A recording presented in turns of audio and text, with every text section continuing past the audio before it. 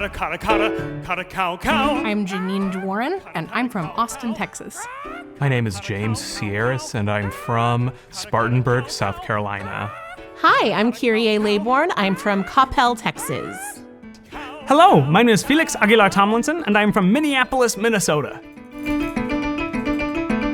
I started singing when I was very, very little. My mom would say that I sang before I ever talked, and then I got into choir in middle school and started doing musical theater, and then got into opera after that. So I didn't want to be a singer at first. At first, I really loved telling stories. We had a storyteller that would come to our library class and tell us fun, scary stories around Halloween or stories about love during Valentine's Day. And so first, I really wanted to tell stories. Eventually, I started doing music lessons and realizing that I really loved singing under my blankets at night along to the Pokemon 2000 CD. And that love led me to merge singing and storytelling into opera singing. High up in the sky and...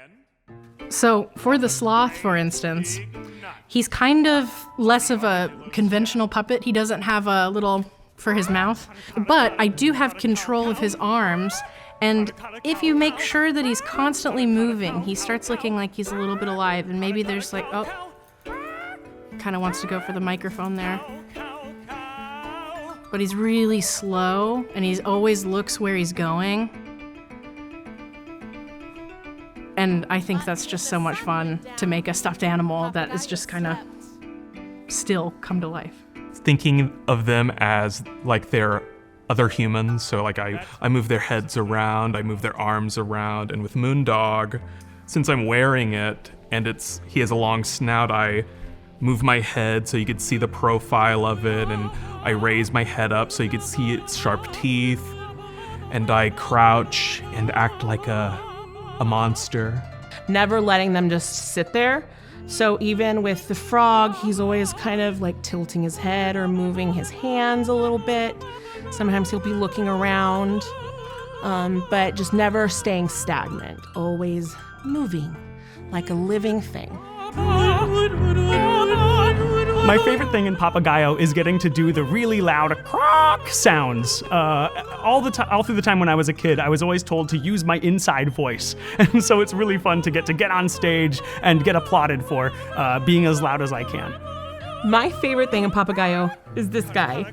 Her name is Millie, the armadillo, and I like how she's like expressive while being like very two-dimensional, and I like how she rolls up in a ball. Making lots of noise. The hardest thing about being in Papagayo, I think, is just staying super high energy through the whole thing. You know, there's some days where I get up and maybe didn't eat enough breakfast or stayed up a little too late the night before, and it can be really hard to be flapping my wings and spinning around, but sometimes you just gotta dig deep and get through it.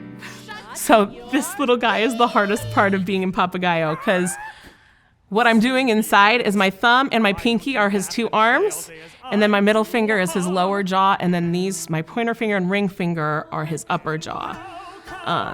So he is really fun to maneuver.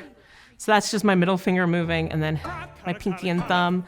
But then I can also squeeze right here with my hand, and his legs go wee, wee, and go out and stuff.